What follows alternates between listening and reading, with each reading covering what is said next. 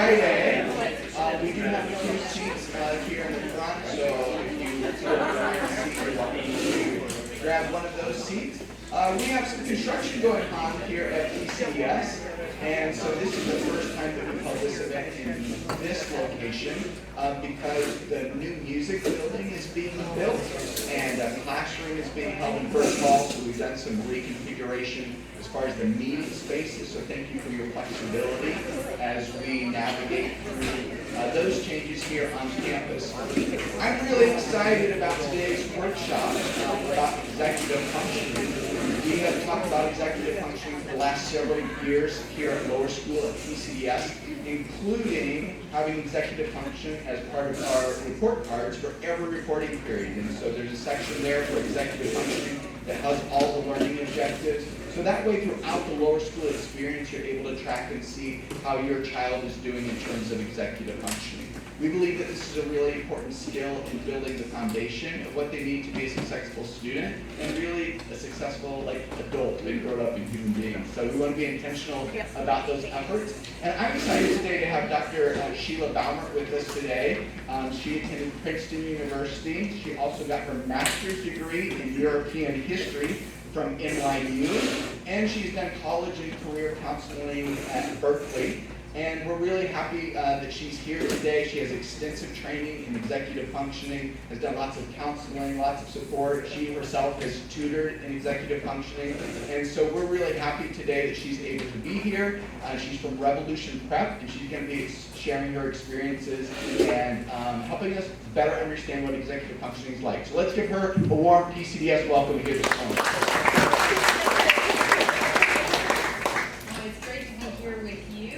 I see that you're taking flyers and on that as we go through today's presentation. So I'm not used to having a mic. I'm used to projecting, but for the sake of recording, I'll stay near the microphone. But the idea is I was in the classroom, I've been in the classroom, so I'd like to start off with, and given that this is on your children's report cards, hopefully you'll do well on the pop quiz that I have for you guys.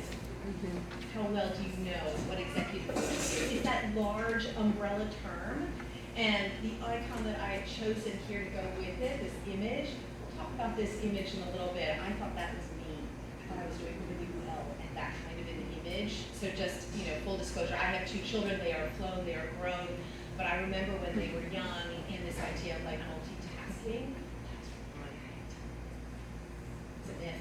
It's a myth. So the idea of taking time is one thing that we need to put in there. So today's presentation, I really want to give you an idea not just what your children are facing in terms of that piece on their report card, but also how you can help them, give you some pro tips, but also for yourselves, and make sure that executive functioning isn't just something that lives in a school environment, but that you can take it into your daily lives. Okay, so enough sort of waiting for that pop quiz. Are you ready? Which executive function skills helps children remember multi-step directions? Is it organization, working memory, task initiation? A, B. How many for A? I like that. How many for B? I got a majority on B. C?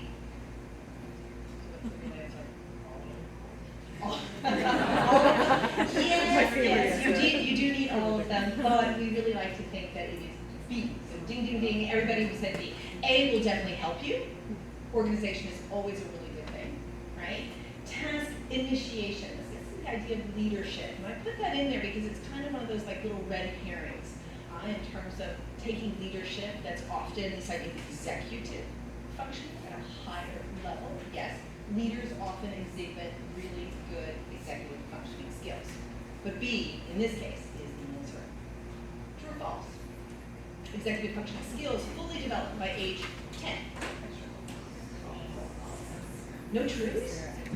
Really? We don't have full working adults at 10? Really? Absolutely, really good.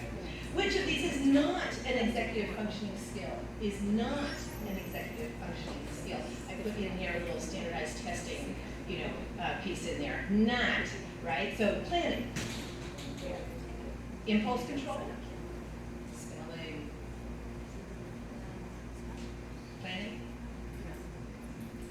impulse control. Those are both definitely executive functioning skills, and spelling is not an executive functioning skill. Much to the chagrin, I taught first grade, when I lived overseas, I taught first grade to a wonderful class in France, and loved every moment of it. Of course, I like to also say that I survived first grade. And spelling was really high up there, right? And memorization was really high up there. But those aren't executive functioning skills. The idea of planning, the idea of controlling those impulses, right? When children struggle with executive functioning, and sometimes in lingo and on the internet you might find capital E, capital F, so that's why I put that in there, EF, they may appear lazy, disorganized, unmotivated, or D, all of the above. Lazy. How many times have we heard, a kid that doesn't do their work, doesn't do their homework, they're just lying on the couch? Lazy often is the first term being used. Not necessarily when they are young, first grade, fourth grade. That doesn't really come up, but in teens, yeah. So project forward a little bit. Disorganized. That backpack often becomes a black hole. Not going in there anymore, right? What kind of organization? And then unmotivated. Procrastination, I could have put in there, right? So, yes, all of the above. How are you guys doing so far? All right. So the report card, doing well. You've hit at least one objective. I like that. And then the last question here is, what is the last executive functioning skill to fully develop in the brain? Emotional regulation? I got a few hands. Time management? Okay. Oh yeah, no, I definitely have somebody that has time management over there. There's some great ones. And prioritization? Oh yeah, it's prioritization. What's the answer there? Emotional? Time management? Prioritization? Oh, I stumped you on this one. I don't have a clear, yes, we know this one. This one is the hard one. This one is really in terms of where the brain is developing. This one will really be in terms of time management.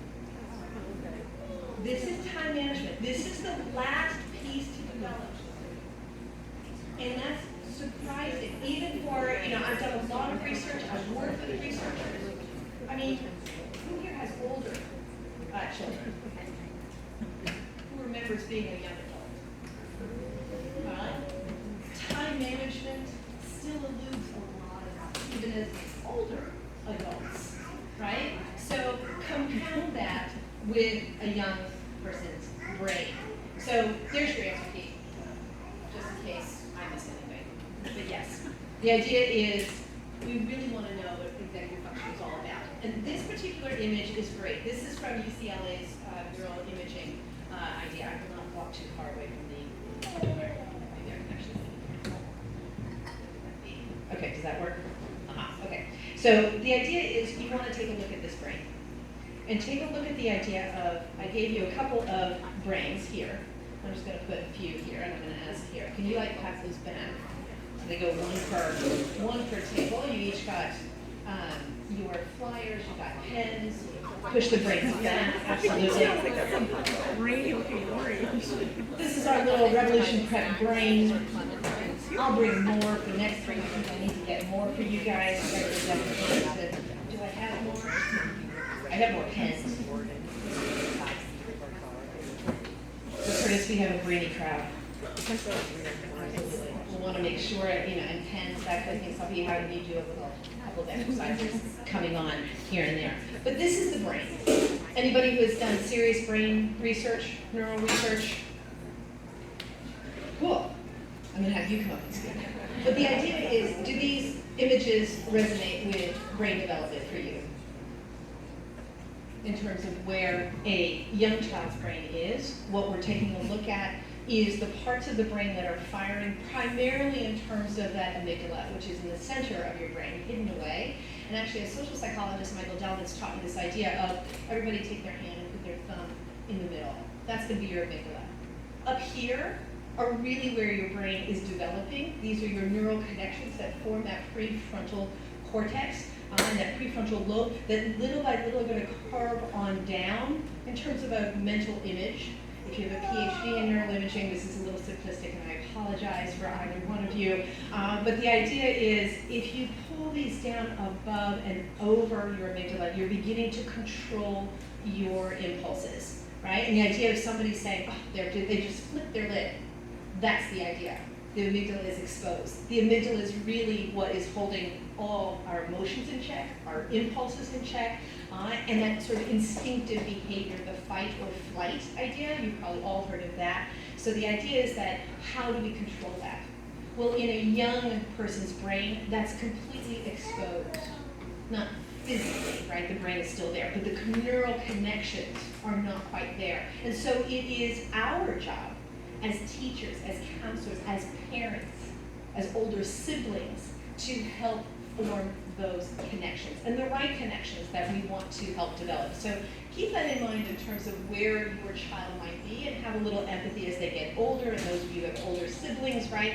Or certainly remember what it was like to be a young adult. Take a look at that fully formed brain, where executive functioning neural connections have been made right past the age of 20. I love this image. I had to put in the dog image. I'm a dog person. So, and yes, I do love cats, but dog images, right? This idea of lazy. Anybody who's had a puppy, anybody who's had, a young, animal, they sleep a lot. Babies sleep a lot, right? They're not lazy. We'd never call a baby lazy. The minute that they enter school, that term seems to gain more and more, emphasis, I would say, right, in terms of how that works. So go back to when your kids were babies, sweet little things. They slept all day. We were able to take a nap, right? Not anymore. But this is the idea. They're building skills. What skills were babies making? They were making words, right? They were beginning to walk. Those kinds of ideas. Now we're looking at their brains, and now we're spending more time in terms of, how do we move from that home baby life to now here in elementary school and beyond. Okay. The core pieces of executive functioning. The first one is called working memory, right? It's that holding of information in your mind. It is all about following directions, right? So I think all of you here know how to follow directions. Right? We all successfully got here this morning in terms of driving a car. You all made it successfully from the meeting over here. Pretty good, right? So let me ask you this. Can everybody touch their nose? Okay. Not everybody wants to touch their nose. Now can you clap twice? Okay. Now can you actually stand up? Can you spin around? Can you sit down? Can you tap your knees? Can you jump up and down? Are you overwhelmed yet? Okay, this is what happens to a child who is at memory overload. And what we're talking about that is that just at the very beginning when I said, touch your nose, yeah, it was like, yeah, touch my nose, okay, right? But if I went on and on and on and faster and faster and faster, all of a sudden, yeah, you guys laughed. Your child's not laughing. Your child's not laughing in school unless it's presented in a fun way, unless they're like in music class or they're in gym class. But if they're in English class or social studies class, a lot of the directions are coming at them fast.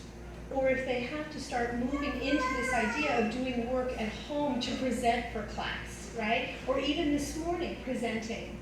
That takes a lot of courage. The students are vulnerable at that point, right? And they know they've practiced, right? We've all rehearsed them, and they've all rehearsed in class, and they're so proud of their posters, right? But then it's all of it at once. They have to hold the microphone, they have to say their thing, they have to remember their name, what their favorite thing was, and then sit down. All of that is overwhelming for a lot of students. And they have to do that for every single class. How many of you have a boss? How many of you are your own boss? How many of you used to work, thinking of working, that kind of thing, right? You maybe have one person you have to answer to. How many have a dog? Okay, fine. You all know what it's like to have a boss. The idea is that's only one person you have to answer to, or one animal you have to answer to.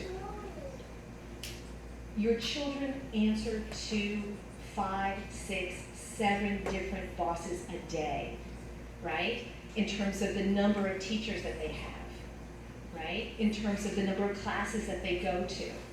Some are super fun, some are a little bit more serious, right? Some demand a little bit more attention. Some are, easier or harder, and every student is different. What your child finds fun, another child is going to think, can't do it, right? So think about it from that point of view. How many people you have to respond to and how many people they have to respond to.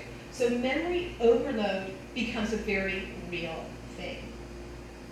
Cognitive flexibility is that second piece of executive functioning, that sort of core element of executive functioning. It's that shifting between tasks and handling changes. Who likes change? Yeah, very few hands. You like change. I love it. I love it. You can go up here and teach everybody how to adapt and be flexible with change. Yes? Most people don't like change. Most human beings like set routine, they know what they're going to do, they're going to become really good at it, and they go forward, right? Whereas, think about a child as well. They are shifting, they are changing, and they're shifting also within a class.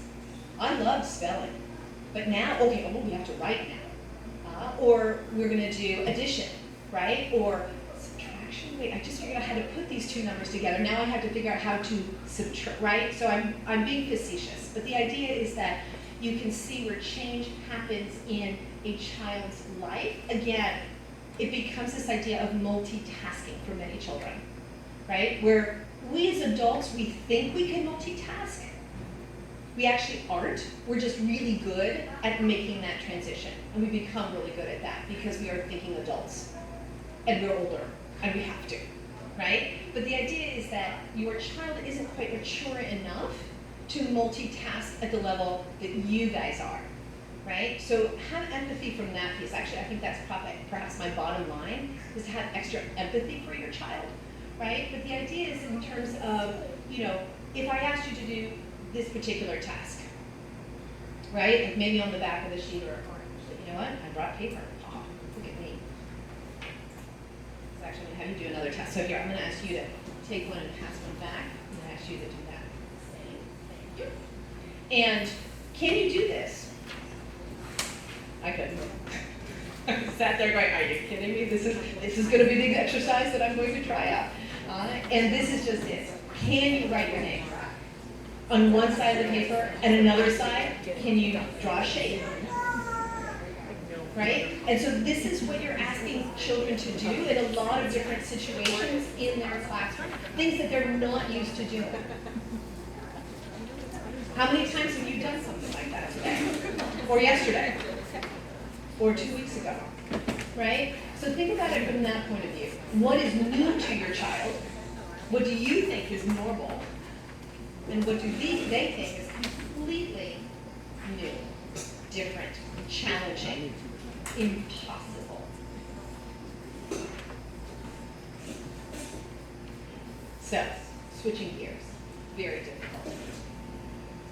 And actually I might put in there that studies have shown that it takes us about 20 minutes to move from one activity to the other and devote our full concentration to that new activity. So think about it from the point of view of where you go throughout your daily life, what you're doing, where have you spent the most dedicated, focused interest. And think about it in terms of your children, where are they focusing their interest, right? And as they grow, and as they find, let's say, passions in their lives, right? How many athletes do I have in the room? How many musicians do I have in the room? How many future scientists do I have in the room, right? And when you think about it in terms of who your children are and who and what they might be interested in, where are they putting their focus? Where are they really being able to let go of one activity, make that break, and then focus in on another? So one of the things that we really want to think about is that idea. So, you all have the little brain, some of you have brains on your table. Anybody have the urge to just kind of squeeze that little brain? Mm-hmm. Yeah. How many of you resisted? I had it, it was passed around and you guys were pretty good. I've only seen a couple of you go, oh yeah, I'm gonna squeeze the brain. What if I put out a bag of chips? I'm somebody who, you give me a bag of chips, I'm in. I'm in. Those blue chips from Trader Joe's, I'm in the bag. Or candy, it's Halloween time coming up. How many of you have like the Reese's out front and you're like, this is for the kids, but I'm gonna just take a few for the road, right? So the idea is that that's the impulse that you are controlling. Think about it in terms of your children. What are they having to control when they're sitting in a class? You guys are great. You guys are like sitting here, you know, you're taking notes. I love it. You guys are studious. Like, parents after my heart, love it, right? And then you have the idea of, you know what, I really need to do some jumping jacks. Or I just need to go and play the piano. Or I really want to walk around the room, right? What do children feel, right? If their teacher has, you know, something up front that they really want, right? Having the ability to sit on that sort of emotional or that impulse and control that, that's what they're learning. That's part of their report card, right? The ability to focus, that ability to figure out what's important to them, right? And hold on to that for the duration of a class.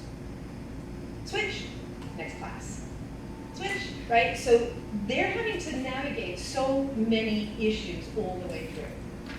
So I like to think that executive functioning really is that air traffic control system. And it sets the foundation. Why are you here? Those of you who have older siblings, you know exactly what I'm talking about, right? In terms of knowing that you need to think about how you're going to help them navigate those tougher years in middle school and high school, right? And how everything begins to compound one another. What the word I want you to take away is not the idea that it's always about better grades. It's not always about better test scores.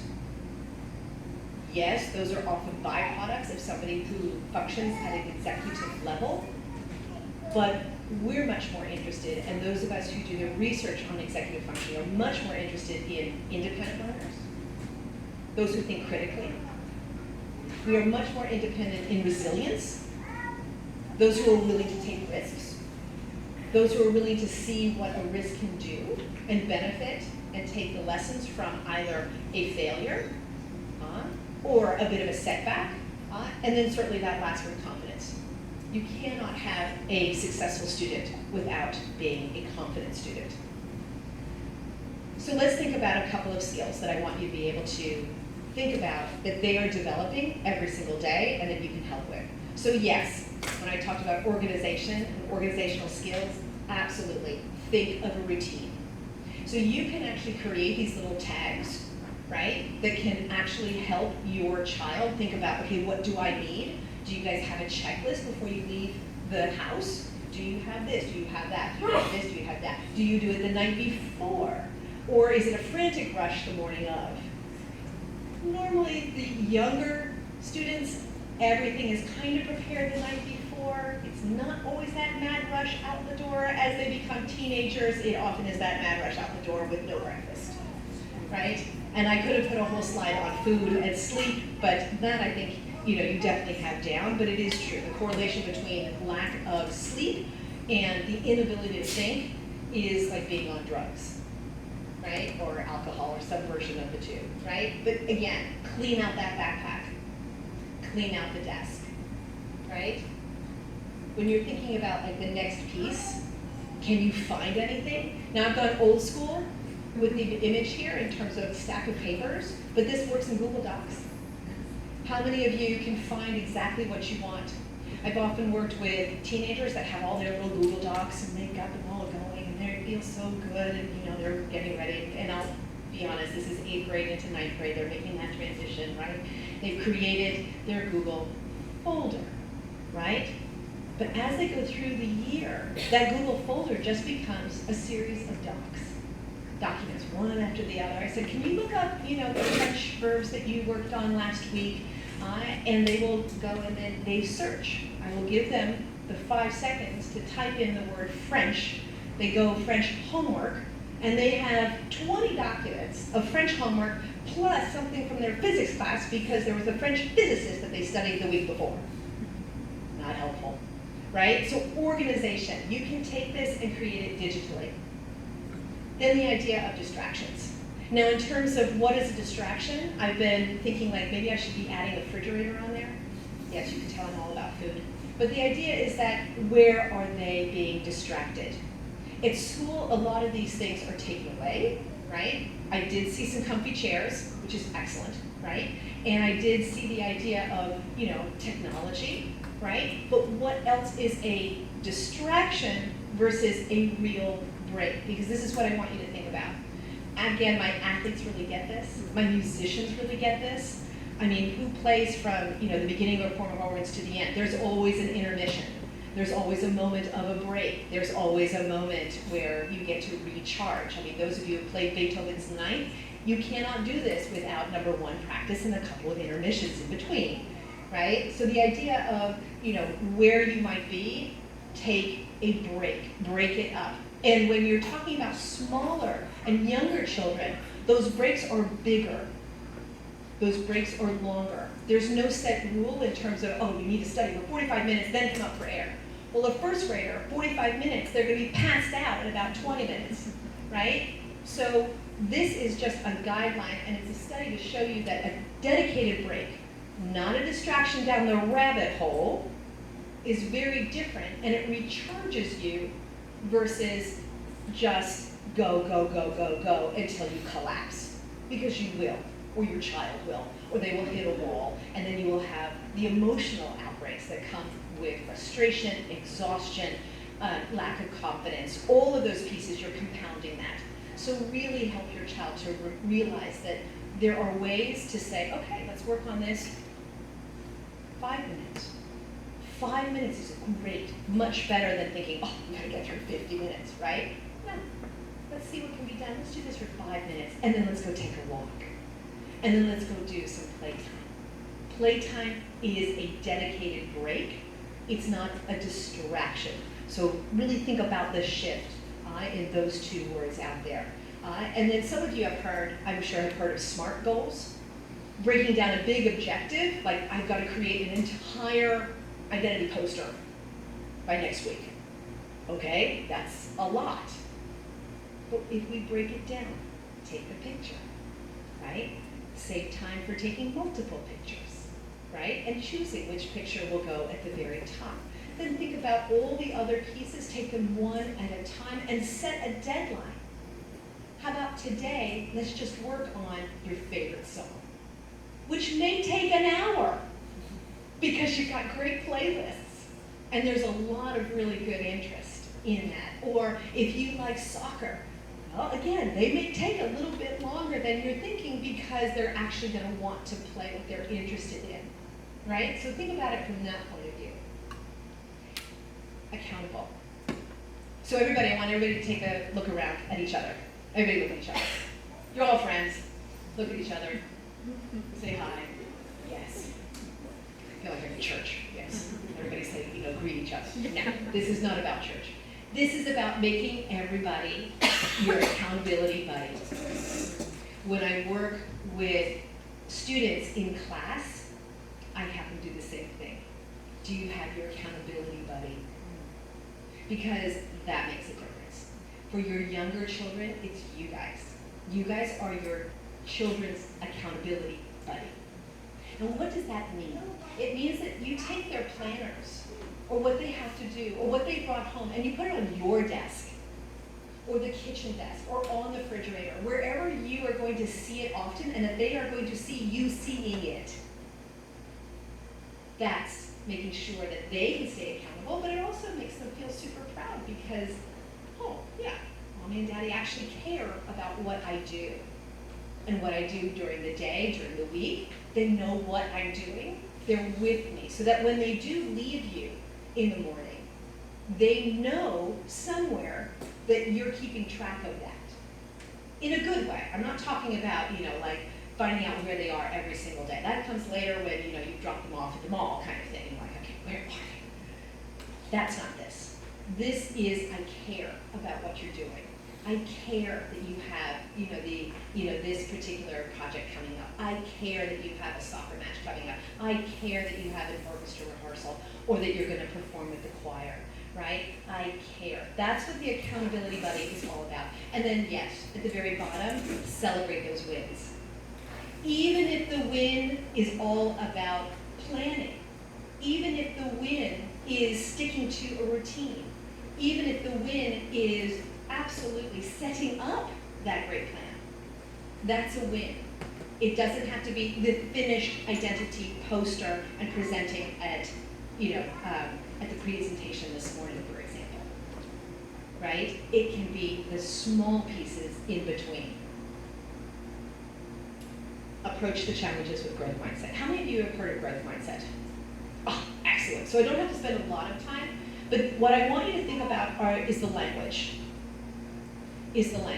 What are you praising? Did you think about those identity? I'm going to use those identity posters because I thought they were absolutely adorable this morning. But the idea is, how many of you said, oh, these are so great.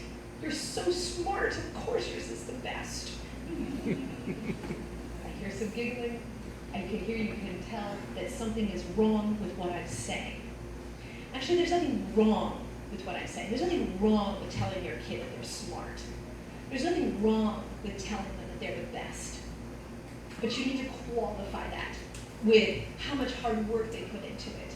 You need to qualify that with how much motivation they had, how much excitement they had, how much confidence they had when they were doing it, right?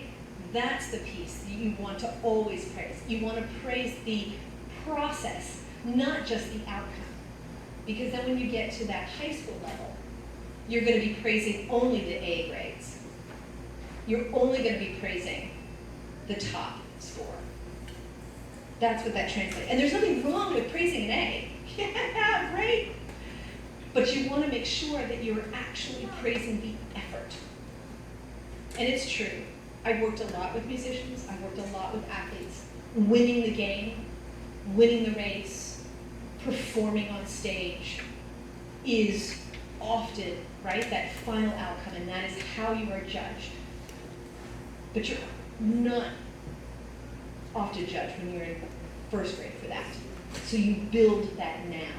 You build that idea of confidence, independence, fluency in their motivation and in their confidence in themselves.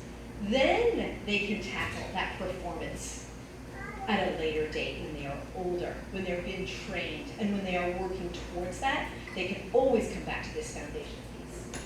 So think about it in terms of where you might be. So if those of you familiar with growth mindsets, I won't spend time here. But yes, you can change it. You can go from, I'm not good at this, to, I'm not good at this yet.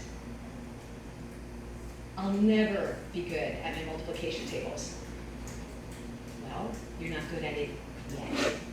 So really think about where your child might be and how they are focusing, again, not just on the outcome, but also on the process. That's where in this particular age group, it's fantastic, really fantastic for you guys to think about the foundation that you're laying, right? And this last piece, I want to really have you think about where we go from here. Those pro tips. No matter what we do, there are always going to be stressors in this life and in this world. But how do you respond? Do you collapse? Yes, I'm a dog person. Or is this just a lovely nap? Do you breathe? So, everybody raise their hands. Put that amygdala in the middle. And let's count, right? 4, 1, 2, 3. All of a sudden your heart rate counts down. Your children can do that really easily, either in school, they can do that at home. Anytime they're feeling like, ooh, things are getting a little out of control, bring it down.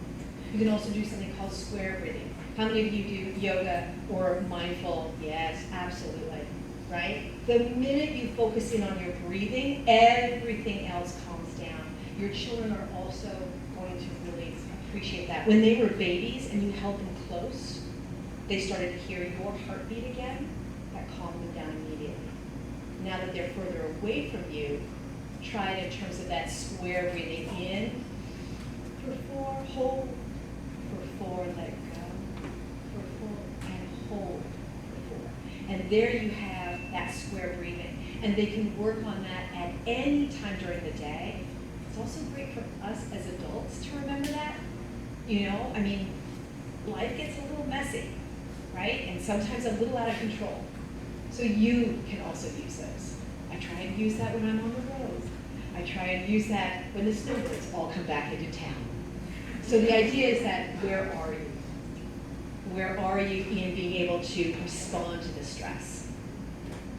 How many of you do walk outside? And no, not when it's 100 too many degrees, right?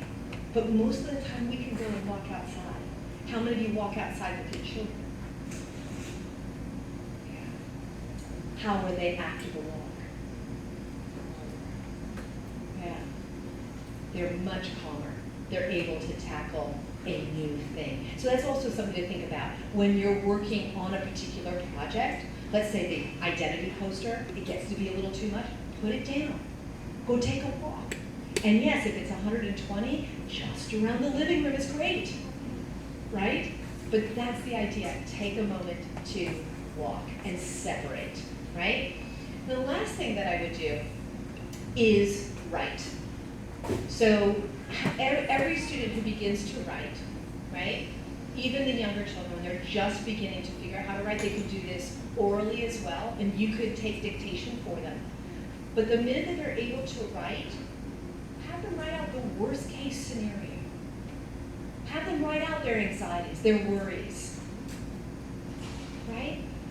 If they can figure out solutions, if you can figure out solutions, great. But sometimes you can't. Sometimes they're so visceral and so immediate that you really can't. So you crumple them up and you're going to throw them away. Or rather, have your child crumple up that piece of paper and throw it away. Then come back after a walk. Come back after a moment of letting go.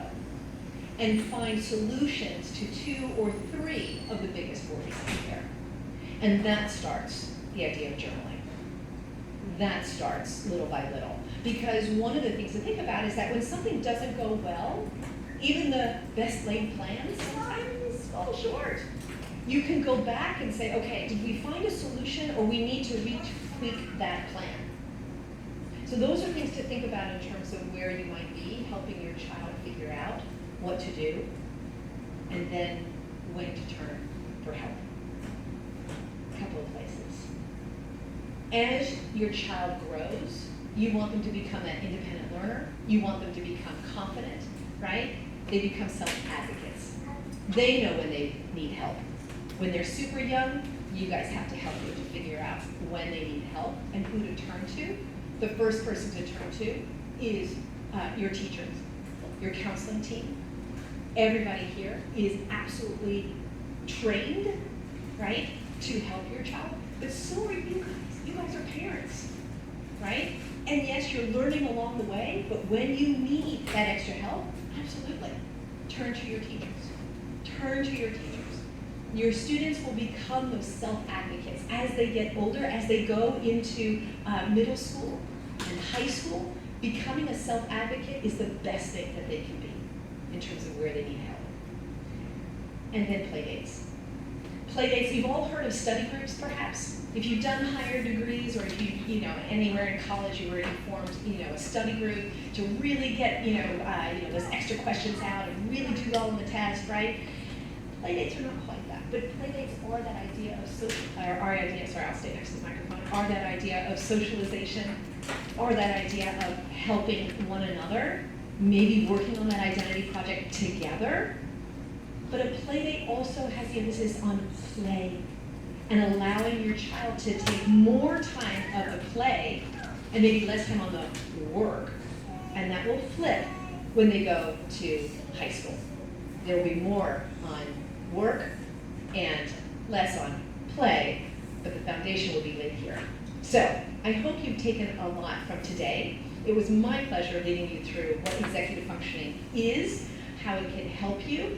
I'm hoping that you learned something from, different than what you knew more than, about 40 or half an hour ago, right? And then you're gonna take one thing. Is there anything that you would take home now, start today?